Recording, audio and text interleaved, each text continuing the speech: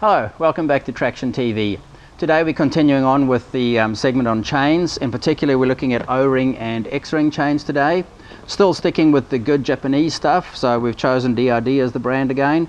Like the standard chains, with an O-ring X Ring chain, you want something that's got good tensile strength in the steel. That gives you longevity of the chain and also reduces the likelihood of the chain breaking. Broken chains are less common today. Generally it's a sign of neglect of the chain. They can be the forgotten part on the bike, especially if you're doing a lot of riding in the mud through the winter. Keep your chains clean, keep them lubed. It does extend their life, and it does help the likelihood of your chain snapping because it's just so worn out. So looking at an O-ring chain, probably the best way to describe that is on the pins of the chain there are little rubber rings. If you took one of those rings and cut it in half and looked at it from the front on, it would be a round ring. What that does is that ring on the pin helps trap lubricant, and that lubricant stays in the right place obviously, so it helps promote the lubrication of the chain and reduces wear. The downside to O-rings is that it does create a little bit more drag on the chain. So if you were running something like a 125 two-stroke, put an O-ring chain on it, it's going to sap a little bit of that power just because there's a little bit more drag. So what they gave us was the next evolution in chains, which is the X Ring. So essentially the X Ring does the same job. It helps trap lubricant, but if you took that ring off the pin of the chain, cut it in half, you'd see an X.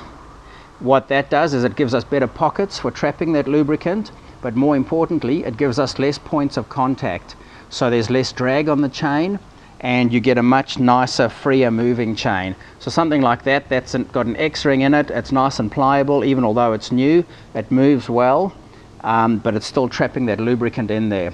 Obviously they're still a good high tensile steel chain, so the likelihood of wear and snapping are less. Moving on from the X Ring again, you can go to what they call the narrow X Ring. These were initially the big application for them was on some of the modern 450s.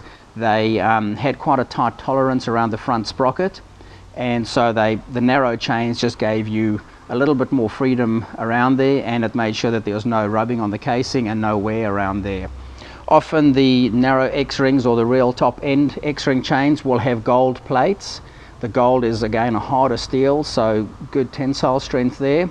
But often you will pay, or you always will pay more for a narrow X Ring or the top end X Ring chains.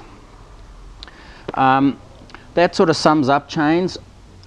Again, another thing to look for with chains is if each time you go out riding you find you have to adjust your chain, it either means it's not a very good chain, or if you've had it for a while it's getting to the end of its days and it's time to look at changing it. Essentially you want your chain to be fairly tight but not too tight, rather a tad loose than a bit too tight, because obviously when the suspension compresses it puts stress on that chain, and if it's already tight it increases the likelihood of snapping. So all these chains are on our website at www.tracktion.co.nz. You can like our Facebook page and we'll keep you updated there, and also subscribe to this YouTube channel and we'll keep the good stuff coming.